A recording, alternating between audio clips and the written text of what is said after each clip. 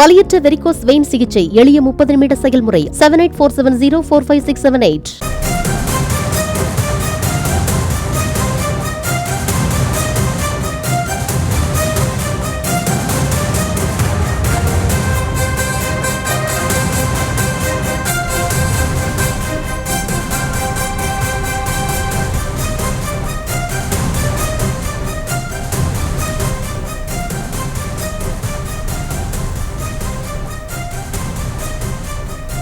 அண்மை செய்திகளை பார்த்து வருகிறோம்.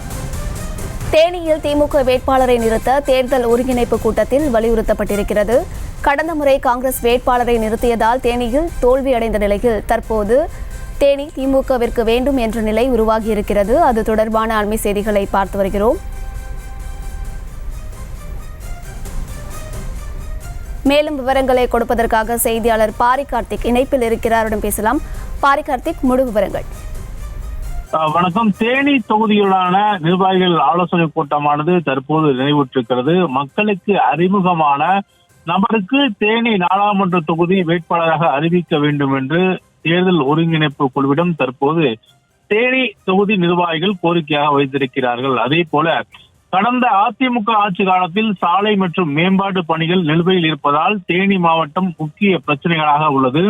அதனால் நமது வேட்பாளர் நியமித்து வெற்றி பெற்று அந்த பணிகளை சரி செய்து தர வேண்டும் என்றும் கோரிக்கையாக வைத்திருக்கிறார்கள். மேலும் ஒருங்கிணைப்பு குழு உட்கட்சி பிரச்சனை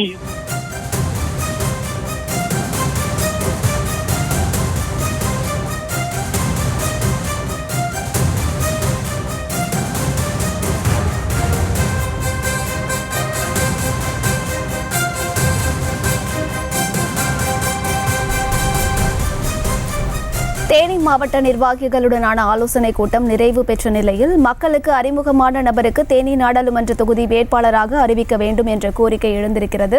விவரங்களை கொடுப்பதற்காக செய்தியாளர் பாரி கார்த்திக் இணைப்பில் இருக்கிறார். அவருடன் தொடர்ந்து பேசலாம்.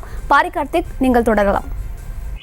வணக்கம். தேனி தொகுதி நிர்வாகிகளுடன் தற்போது ஆலோசனை கூட்டமானது நிறைவேற்றிருக்கிறது. மக்களுக்கு அறிமுகமான நபருக்கு தேனி நாடாளுமன்ற தொகுதி வேட்பாளராக அறிவிக்க வேண்டும் என்று தேர்தல் ஒருங்கிணைப்பு குழுவிடம் தேனி தொகுதியைச் சேர்ந்த நிர்வாகிகள் கோரிக்கையாக வைத்திருக்கிறார்கள். அதே போல கடந்த அதிமுக ஆட்சி காலத்தில் சாலை மற்றும் மேம்பால பணிகள் நிலுவையில் இருப்பதால் தேனி மாவட்ட முக்கிய பிரச்சனையாக இருக்கிறது. அதனால் நமது வேட்பாளர்கள் நியமித்து வெற்றி பெற்று சரி செய்து தர வேண்டும் என்றும் கோரிக்கையாக வைத்திருக்கிறார்கள்.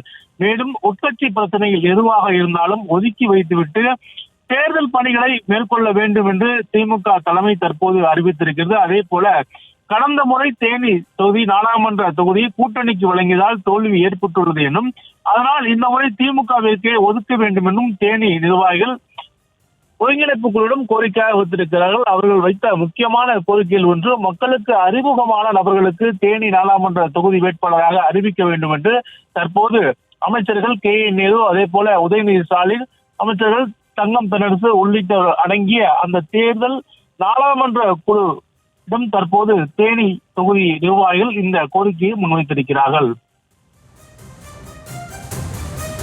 விவரங்களை வழங்கியமைக்கு நன்றி பாரி கார்த்திக்.